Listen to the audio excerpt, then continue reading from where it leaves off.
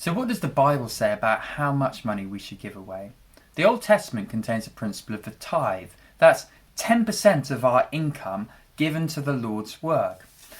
But with the arrival of Jesus, the focus is much more on how he changes our hearts to be sacrificially generous. 10% might be a helpful starting point, but certainly shouldn't be a cap on our generosity. Of course, all of our circumstances are different. The Lord knows that. He doesn't really care about the size of the cheque, but rather about how sacrificially generous our hearts are. It's a point that Jesus makes really clearly.